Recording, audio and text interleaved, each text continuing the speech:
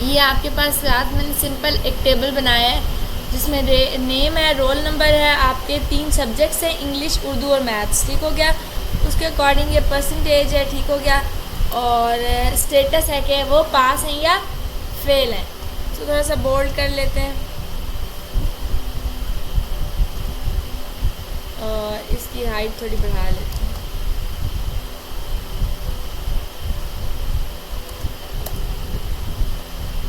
हो गया। Let's suppose मैं कह देती हूँ कि यहाँ पे है देश नजर,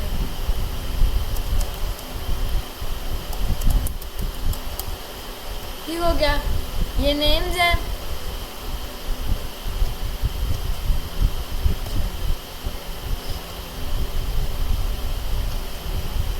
अच्छा, अभी मैं ये चीज़ चाह रही हूँ कि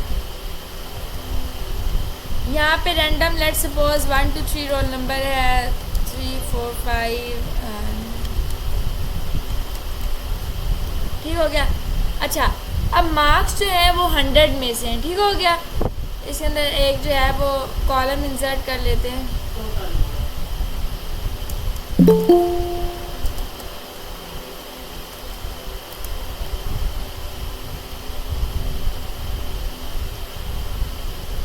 अच्छा, टोटल मार्क्स का भी एक मैंने निकाल लिया। इंग्लिश के मार्क्स 100 में से हैं। अब लेट्स सपोज मैंने 100 में से यहाँ पे डिफरेंट मार्क्स दे देती हूँ।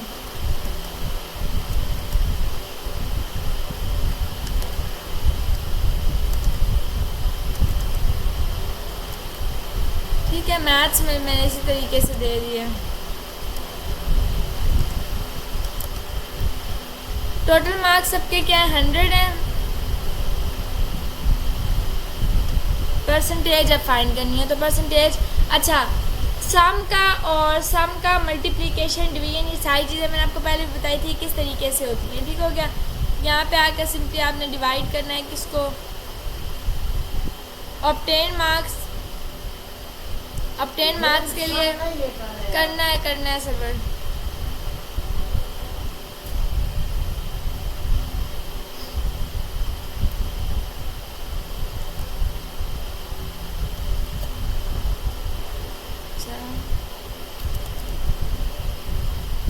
सम मैं कह देती हूँ कि अच्छा इन तीनों का सम करना है।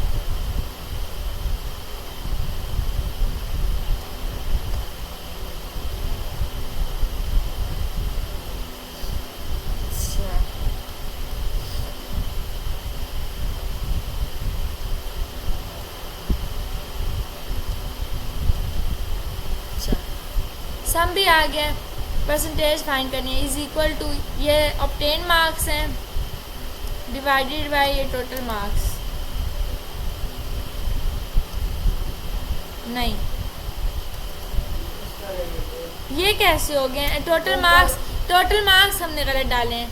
टोटल मार्क्स आप लोगों ने बोला भी नहीं, इंग्लिश उर्दू मैथ है तो 300 हैं टोटल मार्क्स। पर सब्जेक्ट जो है वो 100 मार्क्स हैं और तीनों सब्जेक्ट के मार्क्स के आगे 300 आ गए, ठीक हो गया। इसको मल्टीप्लाई 100 से कर देंगे। अभी स्टेटस हमने कि ये पास है या फेल है वो चेक करना है, तो इसके लिए हम सिंपली ये काम करेंगे कि नहीं,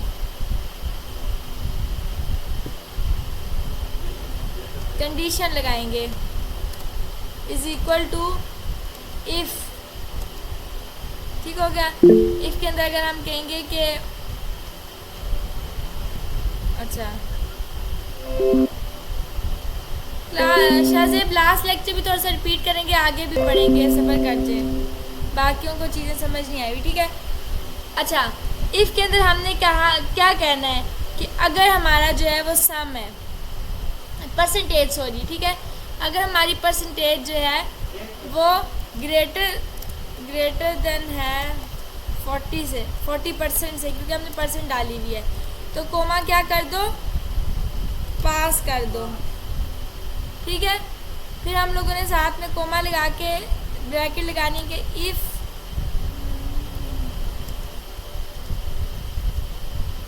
अगर हमारी जो H2 है, ठीक हो गया। अगर वो लेस देन है किससे, 40% से, तो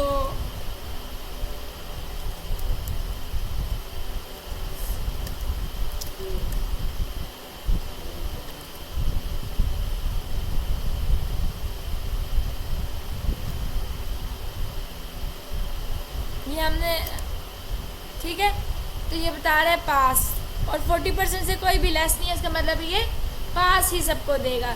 अगर मैं यहाँ से मार्क्स रिड्यूस कर लूँ, लेट सपोज मैं यहाँ से मार्क्स इंग्लिश के कम कर देती हूँ,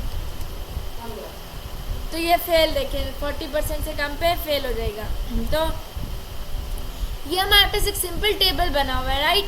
हम लोगों ने यहाँ पे ये चीज़ें देखी थी कि सम किस तरीके से करते हैं, मल्टीप्लिकेशन, डिवीजन, परसेंटेज, जो नॉर्मल आपके पास चीज़ें होती हैं। इसके बाद हमने जो चीज़ें देखनी थी, कुछ हम लोगों ने इंटरेस्ट, अगर बैंक के अंदर हम जॉब कर रहे हैं या बैंक के अंदर नहीं भी जॉब करें, अगर हमने ये चीज़ें फाइंड करनी है तो हम किस तरीके से करेंगे। लेट सपोज हमारे पास यहाँ पे है लोन अमाउंट है, ठीक है। लेट से मैं यहाँ पे कह देती हूँ कि लोन अमाउंट जो आपके पास है, ठीक है, वो है 2 लाख,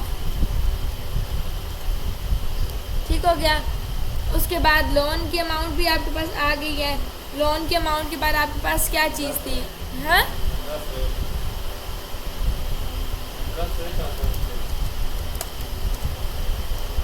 इंटरेस्ट है, जितना भी आपके पास 5% है, 9% है, ठीक है, वो आपका, मैंने आपको बताया था कि ये, मैंने आपको ये चीज़ बोली थी कि ये ईयरली है, मतलब पर एनम है, फॉर एग्जांपल। और टाइम आ जाता है, जो कि टाइम भी आपका साल का है पूरा, तो ये आपके पास आ गया टाइम। आप कह सकते हैं कि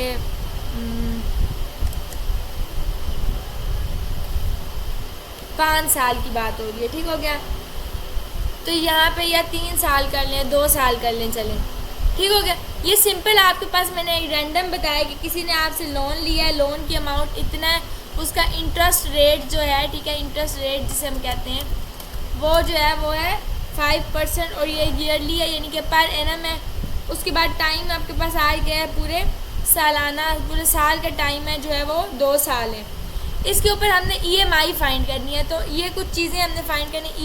EMI किस तरीके से फाइंड होती है, EMI और PMT एक ही चीज़ है। जब आप PMT फाइंड करोगे तो इट मीन्स कि आपने EMI को फाइंड कर लिया है। हमने IPMT देखा था और PPMT देखा था, ये चीज़ें क्या हैं।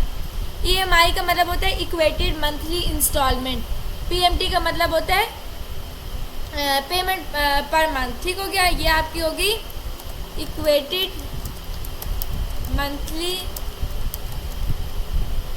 इंस्टॉलमेंट्स, ठीक है। ये रैंडम मैं आपको बता रही हूँ इसकी एब्रिविएशन। PMT का मतलब होता है आपकी पेमेंट पर मंथ। देन आपके पास आता है IPMT मीन्स होता है इंटरेस्ट पेमेंट पर मंथ, ठीक है। अब ये देखिए मंथ के हिसाब से, और ये होता है आपके पास प्रिंसिपल पेमेंट पर मंथ। ये आपने फाइंड करनी है। तो मैंने आपको कहा कि अगर आप PMT फाइंड करोगे इट मीन्स आपने EMI फाइंड कर ली है। तो बेशक हम यहाँ फाइंड करें, यहाँ PMT फाइंड करें, इट्स सेम। तो मैं यहाँ पे EMI का कोई फॉर्मूला नहीं होता है, PMT का होता है। मैं PMT लगाऊंगी, जैसे ही PMT खोलूँगी देखिए ये चीज़ें कुछ आपको ऑटोमेटिकली दे देता है। वो क्या दे देता है, सबसे पहले वो कह रहा है क्या चीज़ के रेट कौन सा वो बोल रहा है आपका,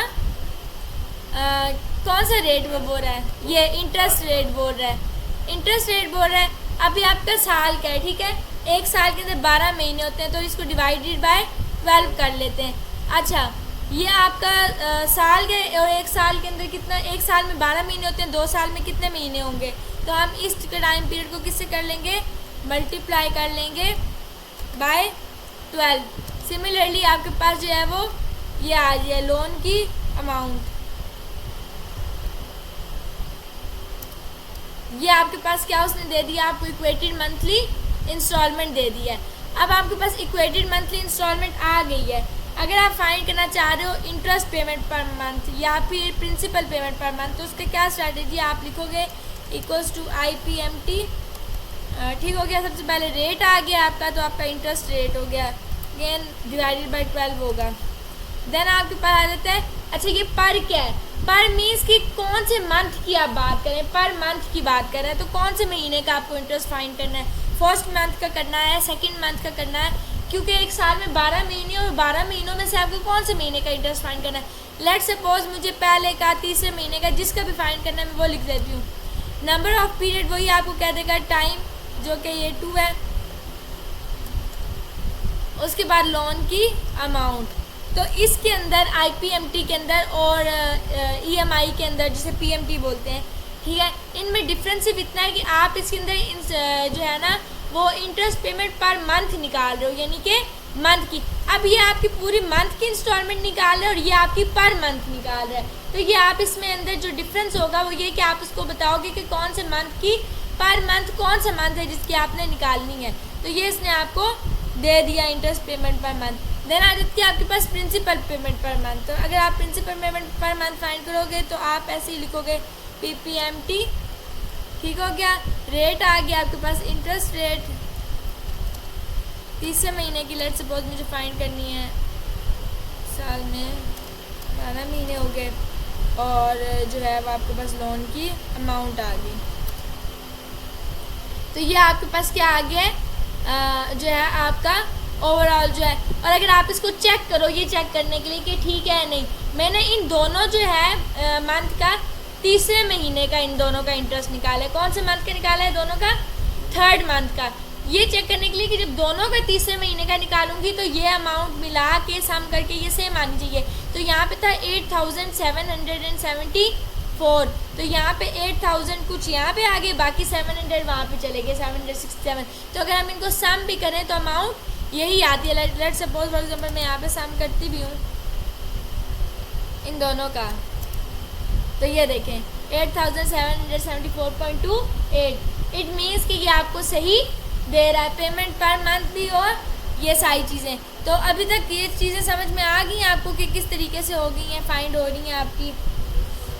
अच्छा, उसके बाद हम लोगों ने कुछ चीज़ें देखी थी बेसिक, जो आपके फार्मूलाज होते हैं इफ़ के, ठीक है, वो हम कंडीशन पहले ही मैं लगा चुकी हूँ।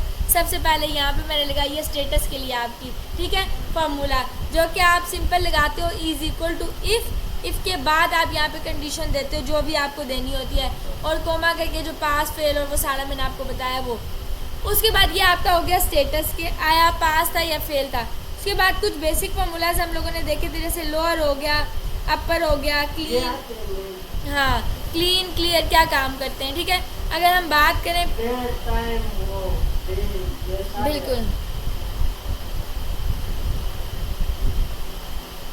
अच्छा, अगर लेट सपोज फिर भी हम एक दफ़ा देख लेते तो सबको तो नहीं आते ना, जिसको समझ नहीं आई है ताकि समझ आ जाए। लेट सपोज मैंने यहाँ पे कुछ इसको स्टाइलिंग दी हुई है, ठीक है, रैंडम। अब मैं ये चाह रही हूँ कि ये जो स्टाइलिंग है, ये जो मैंने यहाँ पे अप्लाई की हुई है, लेट सपोज अच्छा, अगर मैं यहाँ पे इज़ इक्वल टू क्लीन लिखती हूँ, ठीक है, तो क्लीन का फॉर्मूला क्या काम करता है, मैंने इसको अगर लेट सपोज क्लीन करना है तो वो मुझे क्लीन करके सिंपल इसकी फॉर्मेटिंग को क्लीन करके दे देता है। किस चीज़ का फॉर्मूला? क्लीन का जो फॉर्मूला होता है ये आपकी फॉर्मेटिंग को जो होता है वो फॉर्मेट्स होते हैं उनको क्लीन कर देता है, ठीक है, फॉर्मेटिंग क्लीन कर देता है। उसके बाद आपके पास आता है लोअर। लोअर क्या काम करता है? जैसे ही मैं लोअर का जो है ना वो इस्तेमाल करती हूँ, लेट सपोज मैंने यहाँ पे आके इज़ इक्वल टू लोअर लगा दिया इसको, तो ये क्या काम करेगा, इस सारे के सारे को लोअर केसेस के अंदर कन्वर्ट कर देगा। अच्छा, ये मैंने ऑलरेडी अपर में लिखे हैं, लेकिन अगर मैं इसको यहाँ से चेंज करती हूँ, हाली फर्स्ट वर्ड कैपिटल लिख देती हूँ, ठीक है, तो यहाँ पे अगर मैं आती हूँ और इज़ इक्वल टू अपर कर देती हूँ, तो ये इस सारे के सारे को अपर में कन्वर्ट करके दे देगा। जो आपका बेसिक है लोअर अपर, वो बता रहे हैं खुद भी क्या नहीं, वो हम खुद लेते हैं। देखें, जैसे कि अगर मैं यहाँ पे कह देती हूँ कि लेफ़्ट, और यहाँ पे लेट सपोज मैंने कह दिया राइट, मैं यहाँ से लेफ़्ट लेना चाह रही हूँ, तो अगर आप लेफ़्ट लेते हो तो आप उसको बताओगे सबसे पहले टेक्स्ट, ठीक है, सिलेक्ट करोगे ये। अब मैं कोमा लगाऊंगी, अब आप यहाँ इसको बताओगे कि लेफ़्ट से आपको कितने वर्ड्स लेने हैं। अगर मुझे सारे के सारे लेने हैं, मैं यहाँ पे सारे लिखूँगी, सारे आ जाएंगे। जैसे 1 2 3 4 5 6 7 टोटल है ही 7, मैं 7 लिखूँगी, पूरा दे देगा ये। ठीक है, अगर मैं 7 नहीं करती, फॉर इंस्टेंस मैंने यहाँ से कह दिया कि नहीं पहले 3 वर्ड्स दे दो, सॉरी फॉर्मूला गलत हो गया। ठीक है, हाली उसने क्या दे दिए, फर्स्ट 3 वर्ड्स दे दिए। इसी तरीके से अगर आप इक्वल्स टू राइट लेते हो, ठीक हो गया, और इसके राइट से मुझे 3 वर्ड्स लेने हैं या 4 लेने हैं, जितने भी, तो वो आपको एंड से दे देगा। ठीक हो गया, 3 वर्ड्स। अगर मैं 4 ले लेती हूँ तो आपको पूरा वर्ड इस तरीके से शो होगा। ये इधर से 3 वर्ड्स लिए थे, इधर से 4 वर्ड्स लिए थे, तो आपका लेफ़्ट और राइट जो है वो ये काम करता है। उसके बाद हम लोगों ने सिंपल डेट, डे और ये सारी चीज़ें देखी थी कि वो क्या होती हैं। लेट्स सपोज मैंने यहाँ पे डेट मेंशन की हुई है कोई, लेट्स सपोज आज की डेट मैंने फाइंड करनी है, तो मैं आज क्या देती हूँ, सॉरी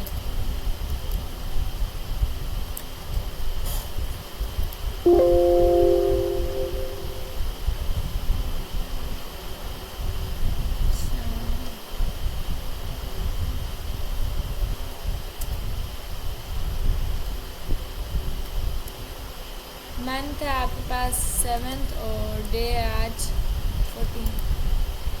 ठीक है, ये आपके पास एक डेट है, मुझे इसमें से फाइंड करना है कि आज कौन सा डे है।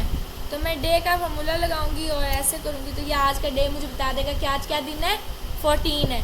सिमिलरली अगर मैं मंथ फाइंड करना चाहती हूँ, मैं मंथ लिखूंगी कि इसमें से मंथ बता दो कौन सा है, तो वो मुझे मंथ बता देगा। डेट हो गया, मंथ हो गया। अगर मुझे इसी तरीके से ईयर फाइंड करना है, मैं आके ईयर लिखूंगी सिलेक्ट करके कि इसमें बता दो कौन सा साल है, तो मुझे बता देगा 2022 है। तो ये आपके पास डेट, मंथ जो है ना, और ये सारी चीज़ें आ जाती हैं। डेट हो गया, मंथ हो गया, ईयर हो गया। हाँ, टुडे और नाउ भी है।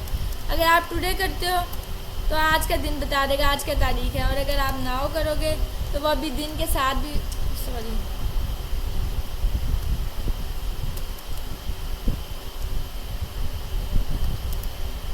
तो ये पता नहीं अभी क्यों दे रहा है, वैसे ये दे देता है, नाउ में दे देता है कि आज क्या जो है ना वो दिन है।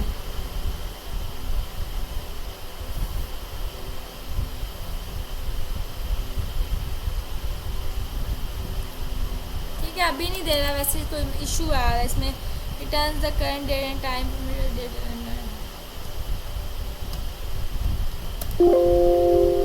नहीं नाउ में सिंपल ही नाउ करते हैं, पता नहीं क्यों नहीं हो रहा है। अभी नहीं वैल्यू दे रहा, लेकिन यहाँ से सेट कर लेते हैं। मोर नंबर फॉर्मेट्स में जाएं।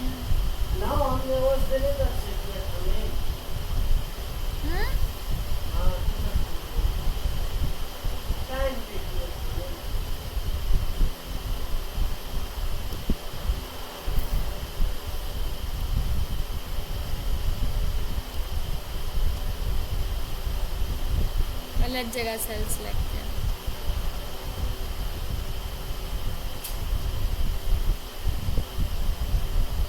यार अभी पता नहीं क्यों नहीं दे रहा, वैसे इसको देना चाहिए। क्या चीज़?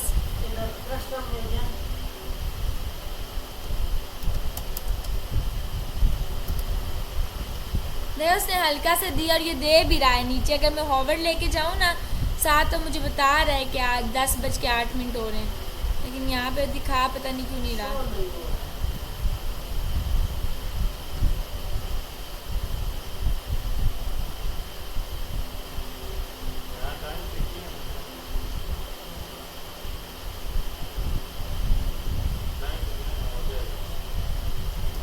बट टाइम नहीं है ना, नाउ में वो डेट वगैरह सब कुछ देता है।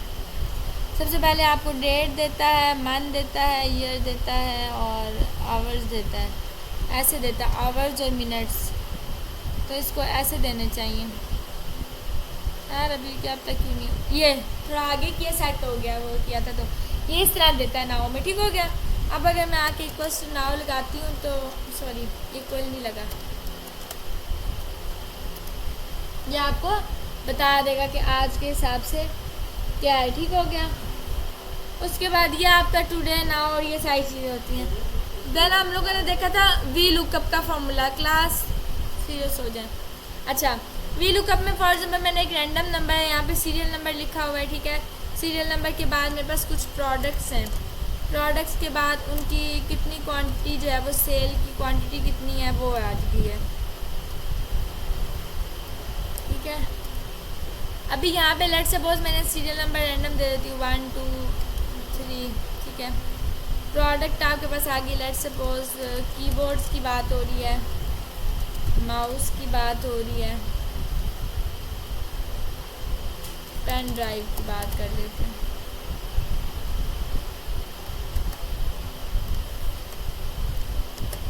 अच्छा, ये मेरे पास एक सिंपल मैंने जो है ना वो फार्मूला मतलब एक टेबल बनाया है, ठीक है। सीरियल नंबर जिसमें है प्रोडक्ट्स हैं, कितनी प्रोडक्ट सेल हुई हैं, क्वांटिटी की सेल कितनी है। वी लुकअप क्या काम करता है, अगर मैं यहाँ पे आके चेक करूँ तो यहाँ फार्मूला लगा ले तो वी लुकअप, ठीक है। जैसे ओपन करके देखें, सबसे वो कह रहा है, सबसे पहले क्या कह रहा है, लुकअप की वैल्यू, यानी ये वैल्यू आपने शो कहाँ पे करवानी है, लुकअप की वैल्यू सपोज मुझे यहाँ पे शो करानी है। फिर पूछा है टेबल की एरे, तो यहाँ पे आपने ये टेबल की एरे सेलेक्ट कर ली। देन वो कह रहा है कि कॉलम का इंडेक्स नंबर बताओ, कौन से कॉलम का। लेट सपोज मुझे ये सेल की क्वांटिटी पता करनी है, ठीक है, कि कौन कितनी आइटम, यानी सेल को मैं देखना चाह रही हूँ साथ साथ, तो मैं कॉलम नंबर 3 ले लेती हूँ। आगे भी चेक कर सकते हैं, फिलहाल हम इतना ले लेते हैं। ये मैंने लेके इंटर किया, अभी वैल्यू नॉट अवेलेबल है बिकॉज यहाँ पे मैंने कुछ दिया ही नहीं है। जैसे ही सीरियल नंबर देंगे 1 पे दूंगी तो बता रहा है 15 सेल हुई है, 2 लिखूंगी तो ये बता रहा है 26, सिमिलरली 3 लिखूंगी तो बता रहा है 35। तो वी लुकअप आपका ये काम करता है, इस तरीके से जो है वो आपके डाटा को शो करवाता है। ठीक हो गया, समझ आ गई सबको। अच्छा, उसके बाद हम लोगों ने देखा था ABS। ABS क्या काम करता है, लेट सपोज मेरे पास कोई नेगेटिव वैल्यू है, ठीक है, नेगेटिव वैल्यू है मीन्स के यहाँ पे मैंने कुछ लिखा हुआ है 23 और यहाँ पे लिखा हुआ है -34, ठीक है। तो मैं जैसे ही इज इक्वल्स टू ABS करके ये नंबर कहूँगी, ये तो ऑलरेडी पॉजिटिव है तो ये पॉजिटिव दे देगा, लेकिन अगर मैं यहाँ आके ABS करती हूँ विद दिस नंबर तो ये नेगेटिव नंबर को पॉजिटिव में ये देखें कन्वर्ट करके दिखा देता है। क्या करता है, ये जो नेगेटिव नंबर होता है उसको पॉजिटिव बना देता है। देन आगे आ जाता है इवन। इवन नंबर क्या काम करता है, लेट सपोज मैं बात कर रही हूँ, इसी नंबर्स को ले लेते हैं, इवन नंबर की बात करती हूँ। तो इवन नंबर वो होते हैं जो 2 पे डिविजिबल होते हैं। अब ये इवन नंबर नहीं है ना, तो ये इसको इवन नंबर बना देगा एक के इंक्रीमेंट के साथ, यानी 1 इंक्रीज करके इसको इवन नंबर बना देगा।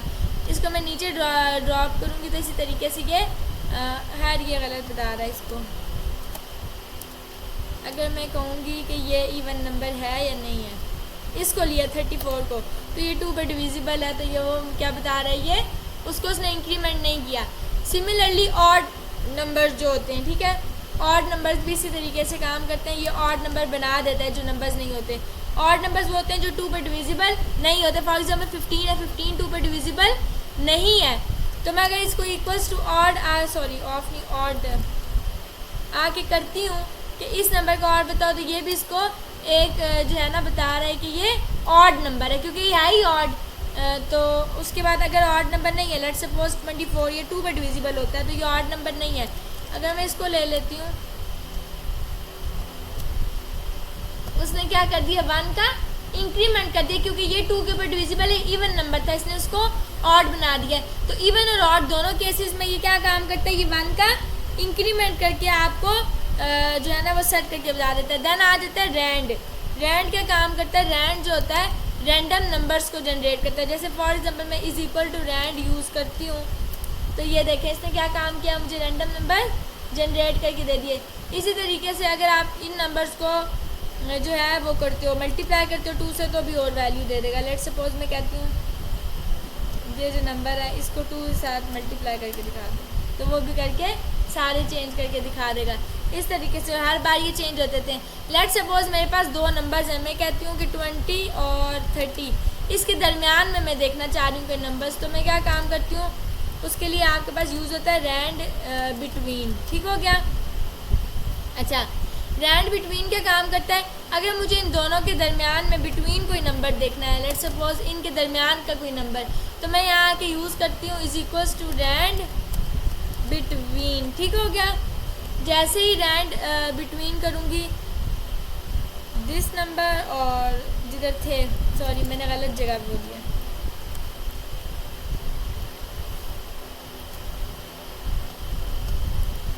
सर में वो बड़ी नहीं है।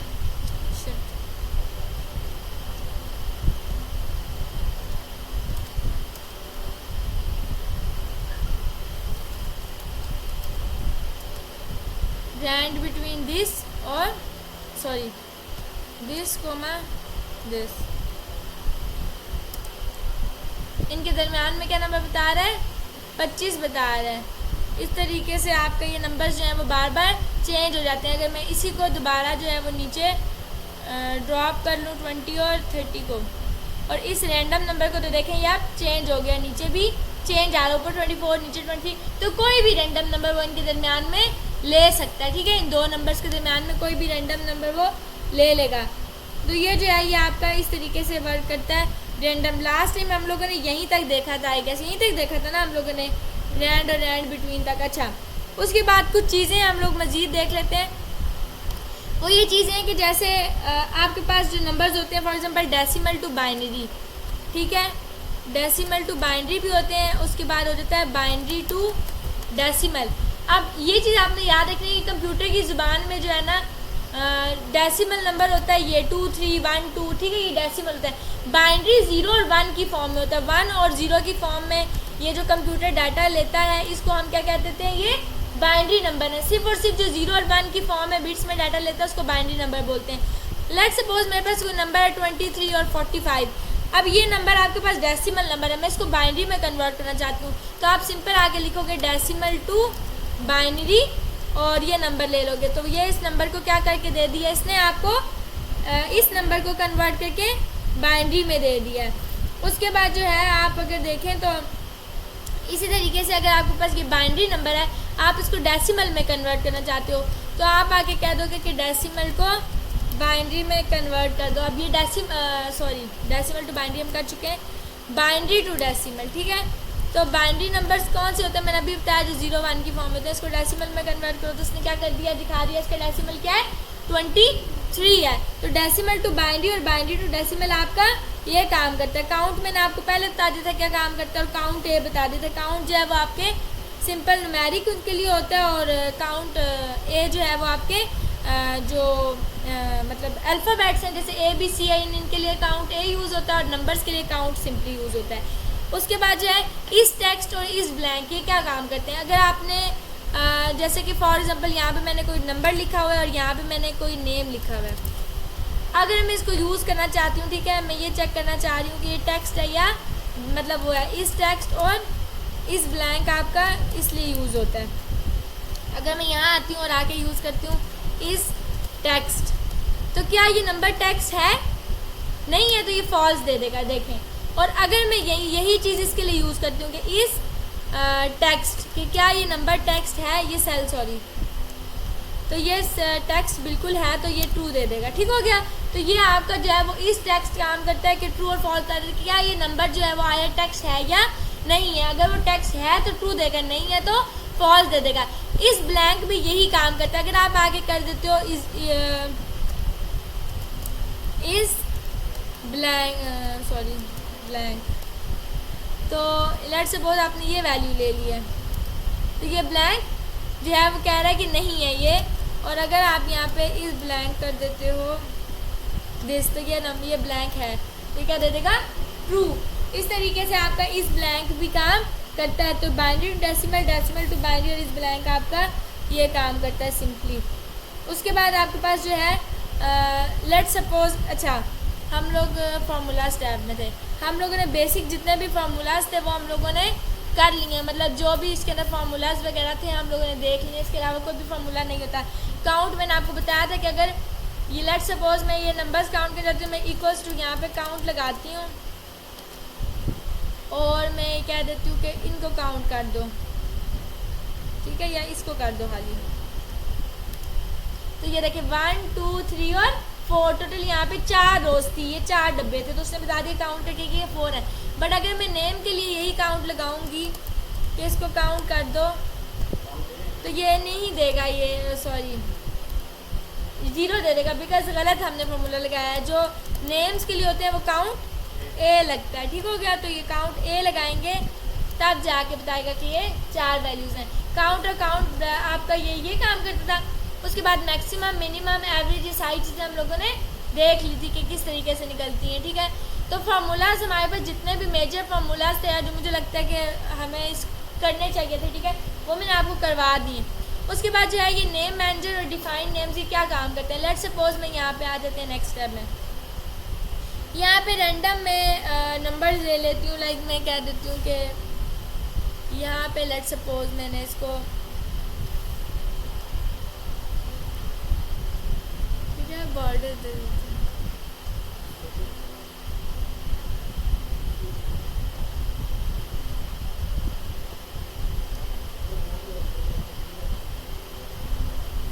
ठीक हो गया, ये 2 नंबर्स हैं। अब अगर यहाँ पे मैं रैंडम वैल्यूज़ ले लेती हूँ, लेट्स सपोज मैं यहाँ पे कह देती हूँ 23 है, 45 पड़ा हुआ है,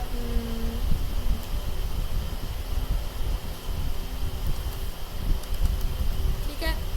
सिमिलरली यहाँ पे डिफरेंट नंबर्स ले लेते हैं।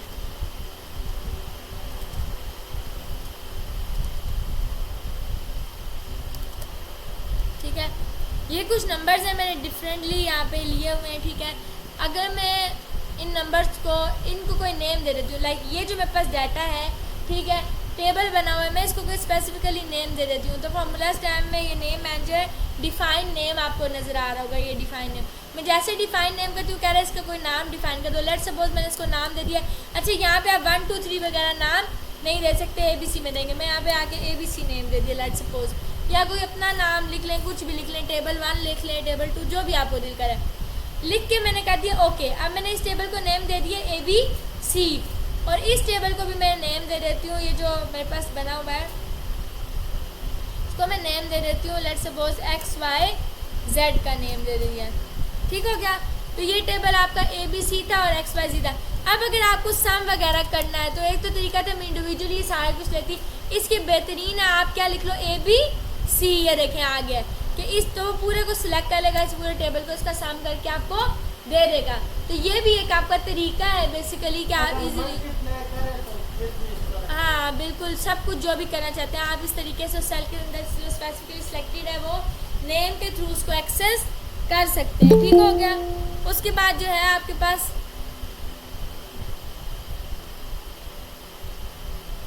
अच्छा, उसके बाद जैसे हम लोगों ने उसके अंदर किया, ठीक है, इसी तरीके से इस टेबल में भी कर सकते हैं। अब ये टेबल है, अगर मैंने इसको कुछ भी करना है, ठीक है, सम वगैरह करना है, तो मैं यहाँ पे आगे कर सकती हूँ। यहाँ पे क्या है, इसका नाम था XYZ।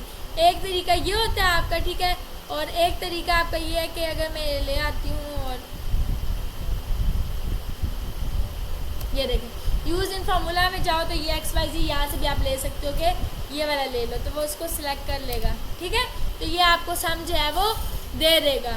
उसके बाद क्रिएट फ्रॉम सिलेक्शन जो है वो टॉप रो है, ये आपकी बॉटम रो है, कहाँ से आप सिलेक्शन करना चाहते हो वैल्यूज़ की, वो हमने खुद ही ऑटोमेटिकली सिलेक्ट कर ली, ज़रूरत नहीं है सिलेक्ट करने की। तो नेम आपका डिफाइंड नेम आपका ये काम करता है, कोई भी आपने कुछ परफॉर्म करना है तो आप इस तरीके से उसको कर सकते हो।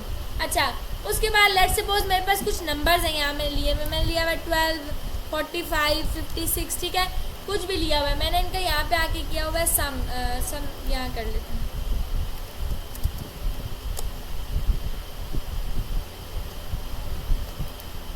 इनका सम है। ठीक हो गया, अभी मैं ये चीज़ चाह रही हूँ कि ये ट्रेस करना चाह रही हूँ प्रेसिडेंट्स, तो मैं इसके ऊपर क्लिक करके अगर मैं इसके ऊपर लेके जाऊँ, ये क्लियरली आपको बता दिया हॉवर करके।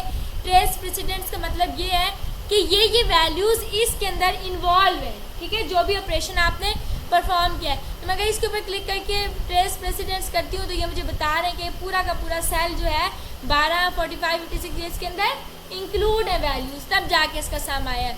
इसी तरीके से अगर आप ट्रेस डिपेंडेंट्स करो तो क्या काम करते हैं, लेट्स सपोज मैंने यहाँ पे कुछ नंबर्स लिए हैं, ठीक है, यहाँ आके मैं कह देती हूँ उनका सम कर दूँ।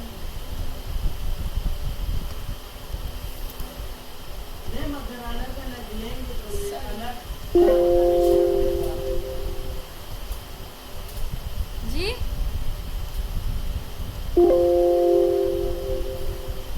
माना formula that refer to the active cell, okay.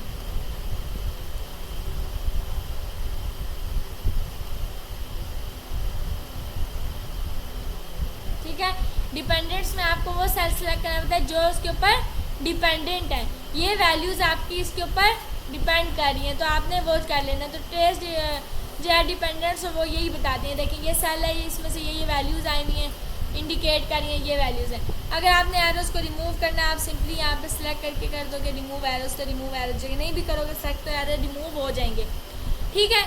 उसके बाद जो है अगर आप यहाँ पे शो फार्मूलाज पे जाते हो, तो शो फार्मूलाज आपके सारे फार्मूलाज जो है वो आपको बता रहे हैं कि ये लगे, ये देखें यहाँ पे वो डायरेक्ट आपको क्या दिखा रहा है, फार्मूला दिखा रहा है सम वाले कि ये फार्मूलाज हैं, वही ये आपने फार्मूलाज लगाए हुए हैं। इंस्टेड ऑफ कि आप जो है वो ये देखो कि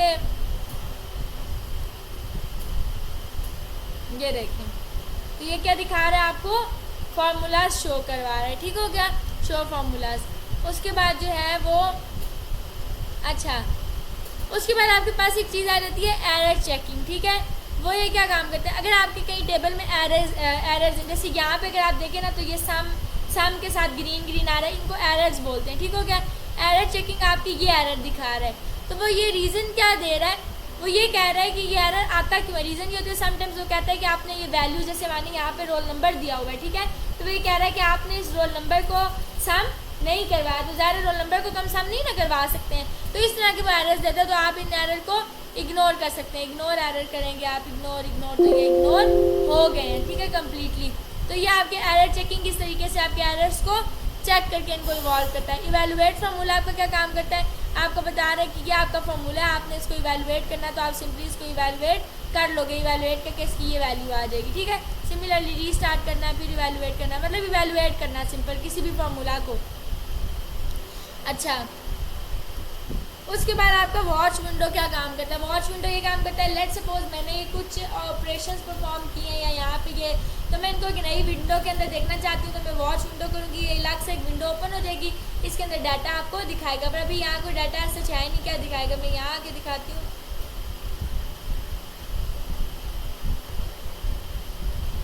सॉरी, ऐड वॉच करते हैं, ठीक है। लेट सपोज मैं इसको देखना चाह रही हूँ, जिसको देखना चाहते हैं उसको ऐड करते हैं, तो ये आपको दिखा देता है कि ये सेल है, ठीक है। वो दिखा देगा कि इस सेल के अंदर ये A1 सेल है, उसमें नेम है, B1 सेल में रोल नंबर है, ये सारी चीज़ें हैं, ठीक हो गया। यहाँ से आप इनको अप डाउन करके देख सकते हो, फार्मूलाज भी दिखा रहा है सारा कुछ, मतलब एक नई विंडो में आपको वो ऑपरेशन जो है वो परफॉर्म करके दिखा देता है। अच्छा, ये कैलकुलेशन ऑप्शंस क्या चीज़ है, calculate now, calculate sheet. Calculation options में 3 ऑप्शन आ जाते हैं, ऑटोमेटिक होता है, automatic except for data tables. ये होता है कि अगर आपने मैनुअल कर देते हो इसको, तो जैसे होता है ना कि हम आगे पीछे करते हैं, लेट सपोज मैं यहाँ पे सम किए 2 वैल्यूज़ का, ये 23 है, ये 45 है, सिमिलरली ये 25 है और ये 32 है। तो मैंने अगर इनका सम करना है तो मैं इसको कर लेती हूँ सम, इन 2 नंबर्स का मुझे सम करना है, और इसी को मैं ड्रॉप डाउन पे कर लेती हूँ। अब जैसे ही आप वैल्यू चेंज करते हो 22, तो मैनुअली चेंज हो जाती है ये वाली भी, ठीक है ना, ऑटोमेटिक, सॉरी मैनुअली, ये 45 करते हो ऑटोमेटिक ये चेंज हो जाती है। तो यहाँ पे अगर आप इस कैलकुलेशन ऑप्शंस को मैनुअल कर देते हो तो होगा क्या कि अगर आपने यहाँ आके 34 किया है तो ये देखिए ये चेंज नहीं हुई ऑटोमेटिकली, उसके लिए आपको यहाँ आके कैलकुलेट नाउ करना पड़ेगा, ठीक हो गया। तो ये आप जो है ना, मेरे लिए तो बेटर ये ऑटोमेटिक रख लो, ठीक है, वो ज़्यादा सही है। आप जैसे ही अब 32 किया तो ये चेंज होगी, ठीक हो गया। तो ये आके कैलकुलेट नाउ, कैलकुलेट शीट आपका दोनों पे ऊपर जिस पे भी क्लिक करोगे वो इसको कैलकुलेट करके आपको दे देगा। तो ये आपका बेसिकली जो है वो फार्मूलाज का होल टैब था, जिसमें हमने कुछ फार्मूलाज देखे हैं, ठीक है। ये एरर्स की और ट्रेस डिपेंडेंट्स, ये सारी चीज़ें बताएंगे। वॉच विंडो एक नई विंडो ओपन कर देता है, कैलकुलेट नाउ ये सारी चीज़ें आपकी क्या चीज़ कर देती हैं, इसको अगर आप मैनुअल करते हो तो कैलकुलेट करके दे देती हैं। अभी तक किसी को कोई बात अगर समझ नहीं आई है तो वो पूछ ले।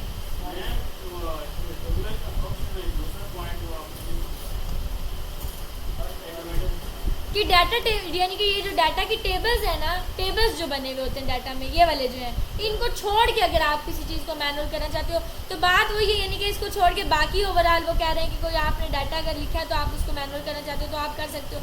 लेकिन ये वैसे हम प्रेफर इसलिए मैंने ताकि प्रेफर हम ऑटोमेटिक कोई करते हैं, वो ज़्यादा ईजी है हमारे लिए। इसके बाद अभी आपका डाटा टैब रह गया है, काफ़ी रह गया है, रिव्यू का रह गया है, ठीक है, और रिव्यू है, पावर पॉइंट है, ये सारी ये 4 टैब्स हैं, ये करके तो इंशाल्लाह फिर नेक्स्ट पावर पॉइंट करेंगे। पावर पॉइंट ईजी है क्लास, पावर पॉइंट का इतना ज़्यादा प्रेजेंटेशन का है वो आपका इतना इजी है कि शायद आपके 3 to 4 डेज में वो पूरा कंप्लीट हो जाए पावर पॉइंट। तो हाँ, वो ज़्यादा वर्ड की तरह भी है। तो ये जो है ये आपका इम्पॉर्टेंट भी है, इसको काइंडली प्रैक्टिस भी क्या करें, समझा भी करें, ये इम्पॉर्टेंट भी है, ठीक है। जॉब पॉइंट ऑफ व्यू के लिहाज से भी अच्छा है, तो ये आप इसको जो है वो सही करके काइंडली जो है वो समझ लें। जी मैंने इसको रिकॉर्ड किया है।